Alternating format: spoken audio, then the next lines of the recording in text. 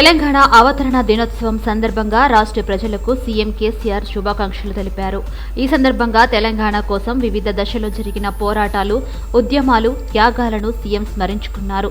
రాష్ట్ర సాధారణ పోరాట క్రమంలో ఎదురైన కష్టాలు, ఎదుర్కొన్న అవమానాలను అధిగమించిన అడ్డంకులను గుర్తు చేసుకున్నారు. స్వయం పాలనకు 9 ఏళ్లు పూర్తి చేసుకుని 10వ వసంతంలోకి వెళ్తున్నామన్నారు. అనుమానాలు పటపంచలు చేస్తూ అద్భుతంగా నిలదొక్కున్నామన్నారు. ప్రత్యర్థుల కుయుక్తులు తిప్పుకొడుతూ నిలదొక్కుకోవడం అత్యద్భుతమని చెప్పారు. వెనుకబాటుతనానికి గురైన తెలంగాణ నేడు దేశాన్ని ముందుకు తీసుకెళ్తుందన్నారు. ప్రభుత్వ కృషి, ప్రజలందరి భాగస్వామ్యంతో విజయం సాధించామని చెప్పారు. రాష్ట్ర అభివృద్ధి, సంక్షేమం దేశానికే ఆదర్శంగా నిలవడం సంతృప్తికరంగా ఉందన్నారు. తెలంగాణ మోడల్ పాలన దేశ ప్రజలకు అందుబాటులోకి వచ్చిందని, తెలంగాణ వంటి పాలన కావాలని అన్ని రాష్ట్రాల ప్రజలు కోరుకుంటున్నారని కేసీఆర్ గుర్తు చేశారు. దేశ ప్రజలందరికీ ఆదరాభిమానాలు పొందడం ఘన విజయమని, ఇది ప్రతి ఒక్క తెలంగాణ బిడ్డ గర్వించాల్సిన గొప్ప సందర్భమని కొనియాడారు. అన్ని రంగాల్లో గుణాత్మక అభివృద్ధిని సాధిస్తూ మహోజ్వల స్థితికి చేరుకుంటున్న తెలంగాణ ప్రగతి ప్రస్థానాన్ని 3 వారాల పాటు అంగరంగ వైభవంగా జరుపుకోవాలని ప్రజలకు పిలుపునిచ్చారు. దశాబ్ది ఉత్సవాలను రాష్ట్ర ప్రజలంతా ఘనంగా జరుపుకోవాలని సూచించారు.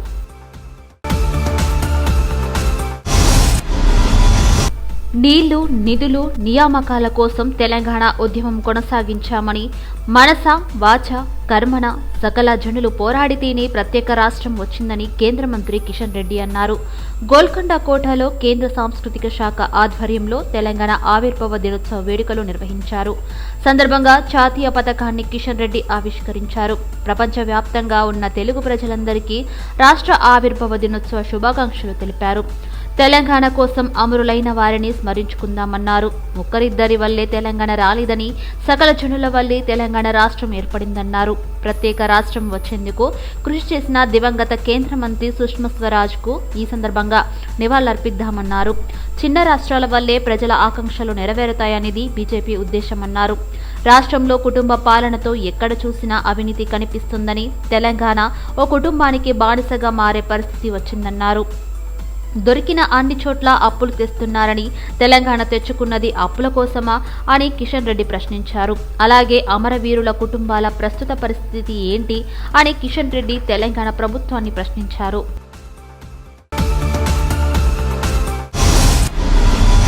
తెలంగాణ రాష్ట్ర ఆవిర్భావ వేడుకలు ప్రారంభమయ్యాయి. వేడుకల్లో భాగంగా అసెంబ్లీ ఆవరణలో పోచారం శ్రీనివాసరెడ్డి, మండలి ప్రాంగణంలో చైర్మన్ గుత్తా సుఖేందర్ రెడ్డి జాతీయ జెండా ఆవిష్కరించారు.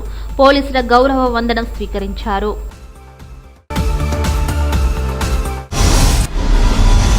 మేడ్చల్ మల్కాజ్గిరి తెలంగాణ ఆవిర్భావ దినోత్సవం సందర్భంగా మల్కాజ్గిరి మున్సిపల్ కార్యాలయంలో మల్కాజ్గిరి చౌరస్తాలో ఎమ్మెల్యే మైనంపల్లి హనుమంతారావు జాతీయ జెండాను ఆవిష్కరించారు. తెలంగాణ ఏర్పడిన తర్వాత ఎన్నో సంక్షేమం పథకాలు, అభివృద్ధితో తెలంగాణ రాష్ట్రం దేశంలోనే ముందు నిలిచిందని ఎమ్మెల్యే చెప్పారు. ఈ ఘనత ఒక ముఖ్యమంత్రి కేసీఆర్కే దక్కుతుందని మైనంపల్లి అన్నారు. తెలంగాణ రాష్ట్రం సాధన కోసం సీఎం కేసీఆర్ అహర్నిశలు పోరాడి అమర దీక్ష చేసి తెలంగాణ రాష్ట్రాన్ని సాధించారని ఎమ్మెల్యే మాధవరం కృష్ణారావు అన్నారు. తెలంగాణ రాష్ట్ర ఆవిర్భావ దినోత్సవం సందర్భంగా కూకట్పల్లి జోనల్ కార్యాలయంలో జాతీయ జెండాను ఎమ్మెల్యే కృష్ణారావు ఆవిష్కరించారు. రాష్ట్రంలోని ఉద్యోగాలు భర్తీ చేస్తూ మరోవైపు 20,000 మంది ఉద్యోగులకు ప్రమోషన్లు కల్పించారు అని ఎమ్మెల్యే అన్నారు. రాష్ట్ర అభివృద్ధి చెందాలంటే అధికారులు పథకాలను ప్రజలకు అందజేయాలి.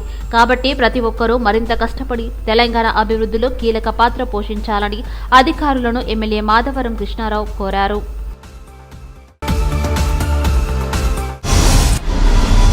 తెలంగాణ ప్రజల ఆత్మగౌరవాన్ని నిలబెడుతూ ప్రజల ఆకాంక్షలను, చిరకాల కోరికను సోనియా గాంధీ నెరవేర్చారని విహెచ్ చెప్పారు. తెలంగాణ ఆవిర్భావ దినోత్సవం సందర్భంగా బాగ్ అంబర్పేట్లో తన నివాసం వద్ద విహెచ్ జాతీయ జెండా ఎగురవేశారు.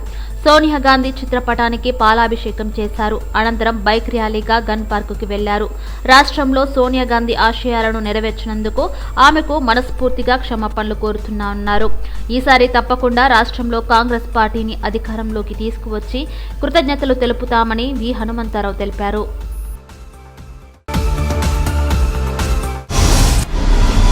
ఎంతో మంది పోరాట యోధుల ప్రాణత్యాగ ఫలితమే తెలంగాణ రాష్ట్ర ఆవిర్భావమని జనసేన అధినేత పవన్ కళ్యాణ్ అన్నారు. అలాంటి త్యాగదనులందరికీ నివాళులర్పిస్తున్నట్లు చెప్పారు. తెలంగాణ అవతరణ దినోత్సవం సందర్భంగా రాష్ట్ర ప్రజలందరికీ పవన్ శుభాకాంక్షలు తెలుపుతూ ట్వీట్ చేశారు. తెలంగాణ రాష్ట్ర అవతరణ దశాబ్ది ఉత్సవాల సందర్భంగా రాష్ట్ర ప్రజలందరికీ హృదయపూర్వక శుభాకాంక్షలు తెలిపారు. పేదరికం లేని తెలంగాణ ఆవిష్కృతం కావాలని, రైతులు, కార్మికులతో పాటు ఈ నేలపై జీవిస్తున్న ప్రతి ఒక్కరూ ఆనందమైన జీవితం సాగించాలని ఆకాంక్షిస్తున్నాను. తెలంగాణ ఖ్యాతి, కీర్తి ఆజరామరంగా బాసిల్లాలని కోరుకుంటున్నాను అని పవన్ పేర్కొన్నారు. టీఎస్ఆర్టీసీ ఉద్యోగులకు తెలంగాణ ప్రభుత్వం గుడ్ న్యూస్ చెప్పింది. రాష్ట్ర అవతరణ దశాబ్ది ఉత్సవాల సందర్భంగా మరో డీఏ ఇవ్వాలని టీఎస్ఆర్టీసీ యాజమాన్యం నిర్ణయించింది. జూన్ నెల వేతనంతో కలిపి డీఏ చెల్లించనుంది. ఈ మేరకు TSRTC MD VC Sajjanar, chairman Bajireddy Govardhan ప్రకటించారు. జూలై 2022లో ఇవ్వాల్సిన 4.9% డీఏను మంజూరు చేస్తున్నట్లు వెల్లడించారు. జూన్ నెల కలిపి ఈ డీఏ ఉద్యోగుల ఖాతాలో వేయనున్నట్లు పేర్కొన్నారు. తెలంగాణ ఉద్యమంలో టీఎస్ఆర్టీసీ ఉద్యోగుల పాత్ర మరవలేనిది. ముఖ్యంగా 2011లో దాదాపు 29 రోజుల పాటు సకల జనుల సమ్మెలో పాల్గొని ప్రత్యేక తెలంగాణ కోసం ఆర్టీసీ ఉద్యోగులు పోరాడారు. ఈ నేపథ్యంలోనే తెలంగాణ రాష్ట్ర అవతరణ దశాబ్ది ఉత్సవాల కానుకగా పెండింగ్లో ఉన్న ఏడో డీఏను ఉద్యోగులకు మంజూరు చేయాలని టీఎస్ఆర్టీసీ యాజమాన్యం నిర్ణయించింది. క్లిష్ట పరిస్థితుల్లోనూ ఇప్పటి వరకు 7 డీఏలను సంస్థ మంజూరు చేసింది. మిగిలిన 1 డీఏను త్వరలోనే ఉద్యోగులకు ప్రకటిస్తుందని TSRTC chairman MLA Bajireddy Govardhan, సంస్థ ఎండీ వీసీ సజ్జనర్ తెలిపారు.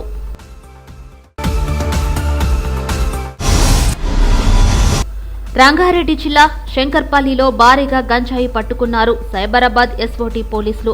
230 కిలోల గంజాయిని సీజ్ చేసినట్లు రాజేంద్రనగర్ డీసీపీ తెలిపారు. విశాఖ నుంచి బోలేరో వాహనంలో గంజాయిని మహారాష్ట్రకు తరలిస్తుండగా శంకర్పల్లి వద్ద ఎస్ఓటీ పోలీసులు పట్టుకున్నారు. గంజాయిని సీజ్ చేసి 2 అరెస్ట్ చేశామని డీసీపీ తెలిపారు. ఉస్మానియా యూనివర్సిటీలో ఉద్రిక్తత వాతావరణం చోటు చేసుకుంది. పాలక మండలి సమావేశం జరుగుతున్న నేపథ్యంలో తమ సమస్యలను పరిష్కరించాలని ఉస్మానియా యూనివర్సిటీ విద్యార్థులు ఓయూ అడ్మినిస్ట్రేటివ్ బిల్డింగ్ ముట్టడికి యత్నించారు. రంగంలోకి దిగిన పోలీసులు వారిని అడ్డుకుని పలువురిని అరెస్ట్ చేసి స్టేషన్కు తరలించే క్రమంలో ఉద్రిక్తత పరిస్థితి నెలకొంది. అనంతరం విద్యార్థులు మాట్లాడుతూ రాష్ట్ర ప్రభుత్వం తెలంగాణ వచ్చిన తర్వాత విద్యార్థులపై కుట్రపూరితంగా వ్యవహరిస్తుందని మండిపడ్డారు. ఒకవైపు ప్రొఫెసర్ల రిక్రూట్మెంట్ లేకపోగా మరోవైపు విద్యార్థుల వద్ద నుంచి అన్యాయంగా ఫీజులు దోపిడీ చేస్తున్నారన్నారు. ఇది ప్రభుత్వ విశ్వవిద్యాలయమా లేక ప్రైవేటు విశ్వవిద్యాలయమా అని ప్రశ్నిస్తున్న విద్యార్థులను అక్రమ అరెస్టులు చేయడం సిగ్గుచేటన్నారు. ఓయూ వీసీ ప్రభుత్వ తొత్తుగా మారి విద్యార్థుల సమస్యలను పరిష్కరించకుండా అణచివేత చర్యలకు దిగుతున్నారన్నారని ఆరోపించారు. ఈ అసమర్థ వీసీని తక్షణమే తొలగించాలని డిమాండ్ చేశారు.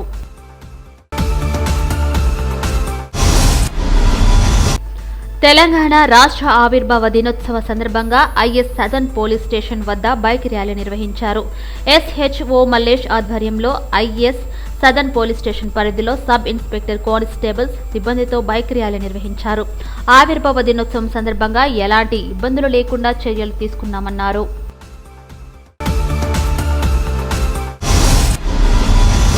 తల్లిదండ్రులను కోల్పోయి అనాథలైన చిన్నారులను ఆత్మీయంగా పలకరించి ఆర్థిక సాయం చేసి మానవత్వానికి మంచి పేరుగా నిలిచిన కొమ్మరాజుల వెంకటేష్ను సిటీ విజన్ అభినందిస్తోంది. ఆపద సమయంలో వేగంగా స్పందించే గుణమున్న కొమ్మరాజుల వెంకటేష్ మరోసారి తన దాతృత్వాన్ని చాటుకున్నాడు. జవహర్ నగర్ మున్సిపల్ కార్పొరేషన్లోని సంతోష్ నగర్ కాలనీలో నివాసం ఉన్న నిరుపేద కుటుంబానికి చెందిన లక్ష్మి అనారోగ్యంతో ఇటీవల మరణించింది. మృతురాలు లక్ష్మికి 2 ఆడపిల్లలు ఉన్నారు. వారు అనాథలుగా మిగిలిపోయారు. దీంతో స్పందించిన కొమ్మరాజుల వెంకటేష్ బాధిత కుటుంబానికి 10,000 రూపాయల ఆర్థిక సహాయం అందజేశారు. అనంతరం వారి కుటుంబానికి ప్రగాఢ సానుభూతి తెలిపారు.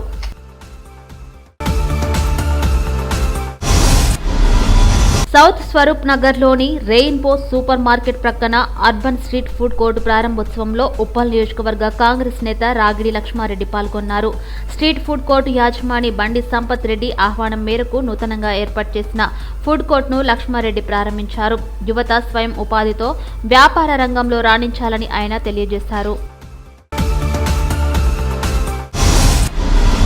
కృత్రిమ మేధతో తమ ఉద్యోగాలు పోయే అవకాశం ఉందని భారత్లోని 74% మంది ఉద్యోగులు భావిస్తున్నట్టు మైక్రోసాఫ్ట్ తాజాగా నిర్వహించిన సర్వేలో తేలింది. అకస్మాత్తుగా ప్రపంచాన్ని చుట్టుముట్టిన కృత్రిమ మేధపై ప్రజాభిప్రాయం తెలుసుకునేందుకు మైక్రోసాఫ్ట్ ఈ సర్వే నిర్వహించింది.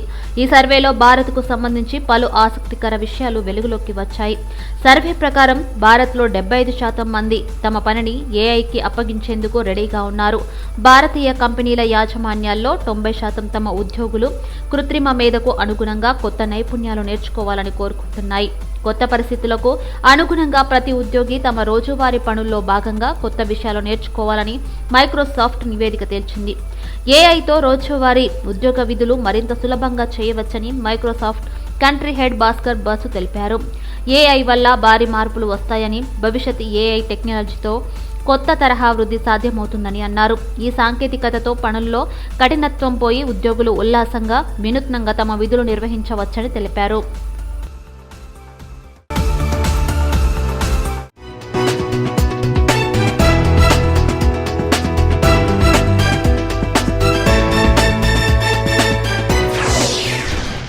सीएम केसीआर ने तेलंगाना अट्टवाराना दिवस के अवसर पर राज्य के लोगों को बधाई दी और इसी मौके पर मुख्यमंत्री ने तेलंगाना के लिए विभिन्न चरणों में हुए संघर्षों, आंदोलनों और संघर्षों को याद किया। उन्होंने राज्य के लिए संघर्ष के दौरान सामना की गई कठिनाइयों और अपमान को याद किया और उन्होंने कहा कि 9 साल के शासन को पूरा करने के बाद हम 10वें बसंत में जा रहे हैं। संदेह दूर हो गया और वे आश्चर्यजनक रूप से खड़े हो गए हैं। कहते हैं कि विरोधियों की चालों को के सामने डटकर खड़े होने में ही भलाई है। उन्होंने कहा कि कभी पिछड़ा तेलंगाना आज देश को आगे बढ़ा रहा है। हमने सरकार के प्रयास और सभी लोगों की भागीदारी में सफलता हासिल करी है और यह संतोषजनक है कि प्रदेश का विकास और कल्याण देश के लिए मिसाल बन गया है। केसीआर ने याद दिलाया कि तेलंगाना मॉडल शासन देश के लोगों के लिए उपलब्ध हो गया और सभी राज्यों के लोग तेलंगाना जैसा शासन चाहते हैं। उन्होंने इसे देश के सभी लोगों का समर्थन प्राप्त करने के लिए एक बड़ी उपलब्धि के रूप में सराहा और यह एक महान अवसर है जिस पर तेलंगाना के प्रत्येक बच्चे को गर्व होना चाहिए। उन्होंने लोगों से तेलंगाना की प्रगति का जश्न मनाने का आह्वान किया है जो सभी क्षेत्रों में गुणात्मक विकास हासिल कर रहा है। 3 सप्ताह तक पूरे गौरव के साथ यह सुझाव दिया जाता है कि राज्य के सभी लोग दशक समारोह का भव्यता के साथ मनाएं।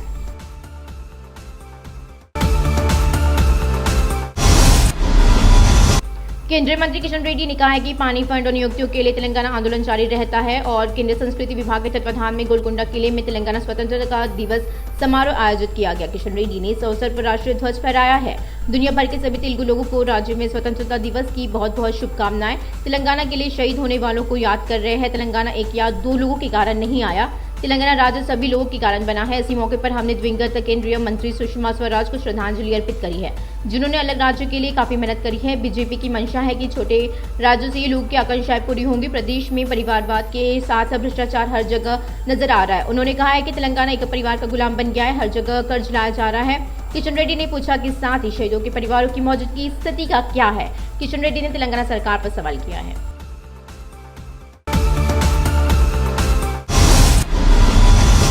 तेलंगाना राज्य के गठन का जश्न शुरू हो गया है। समारोह के हिस्से के रूप में पोचारम श्रीनिवास रेड्डी ने विधानसभा परिसर में और अध्यक्ष गुत्ता सुखेंद्र रेड्डी ने परिषद के परिसर में राष्ट्रीय ध्वज फहराया, पुलिस की सलामी ली है।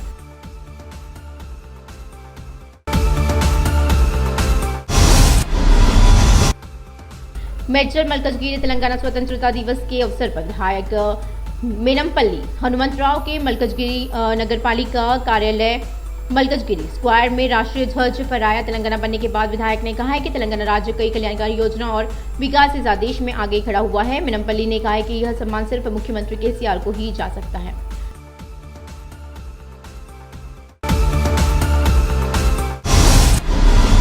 विधायक माधवरम कृष्ण राव ने कहा कि सीएम केसीआर ने तेलंगाना राज्य की वृद्धि के लिए संघर्ष किया और अनशन कर तेलंगाना राज्य हासिल किया है। विधायक कृष्ण राव ने तेलंगाना राज्य स्थापना दिवस के अवसर पर कुकटपल्ली अंचल कार्यालय के राष्ट्रीय ध्वज फहराया और विधायक माधवराम कृष्ण राव ने कहा है कि प्रदेश में 20,000 कर्मचारियों को नौकरी भरते हुए पदोन्नति दी गई है और प्रदेश के विकास के लिए अधिकारी योजनाओं को लोगों को सौंपे हैं और इसलिए सभी अधिक से अधिक मेहनत करें और विकास में एक अहम भूमिका निभाएं।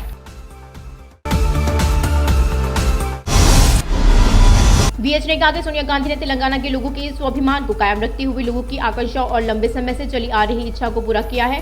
वीएच ने तेलंगाना स्वतंत्रता दिवस के अवसर पर बाग अंबरपेट स्थित अपने निवास पर राष्ट्रीय ध्वज फहराया, सोनिया गांधी की तस्वीर का दुग्धाभिषेक किया और बाद में वे बाइक रैली के रूप में गन पार्क गए हैं। उन्होंने कहा वह राज्य में अपनी महत्वाकांक्षा को पूरा नहीं करने के लिए सोनिया गांधी से ईमानदारी से माफी मांगते हैं और इस बार भी राज्य में कांग्रेस पार्टी को सत्ता में जरूर लाएंगे और उनका धन्यवाद करेंगे।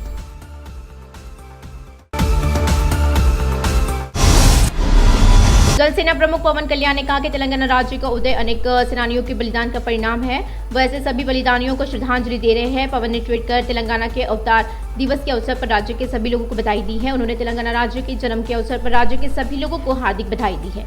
मैं उम्मीद करता हूँ कि गरीबी मुक्त तेलंगाना खोजा जाए। मैं चाहता हूँ किसान और मजदूरों के साथ साथ इस धरती पर रहने वाला हर व्यक्ति सुखी जीवन जिए। मैं चाहता हूँ तेलंगाना की प्रसिद्धि और गौरव हमेशा बना रहे, पवन ने कहा।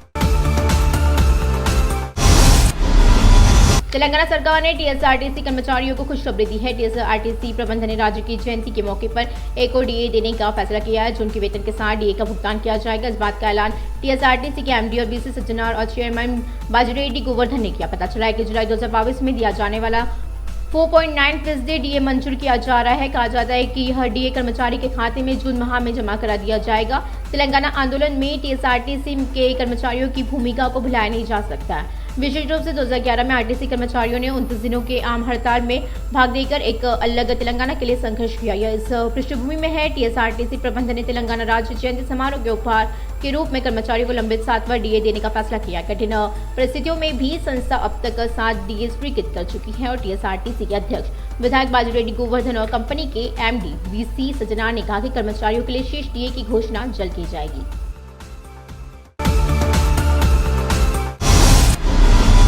साइबराबाद एसओटी पुलिस ने रंगारेड्डी जिले के शंकरपल्ली में भारी मात्रा में गांजा जब्त किया है। राजेंद्र नगर डीसीपी ने कहा है कि 230 किलो गांजा जब्त किया गया है।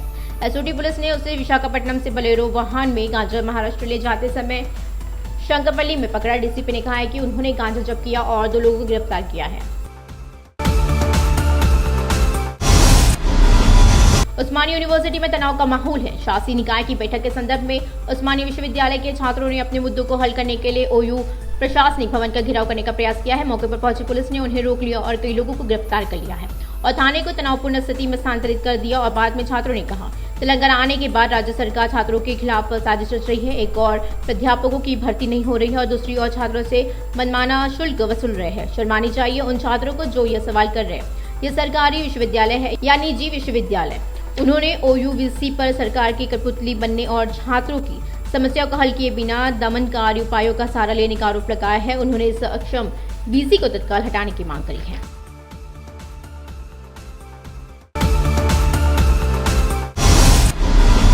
तेलंगाना राज्य स्थापना दिवस के अवसर पर आईएसएस सदन थाने में बाइक रैली का आयोजन किया गया।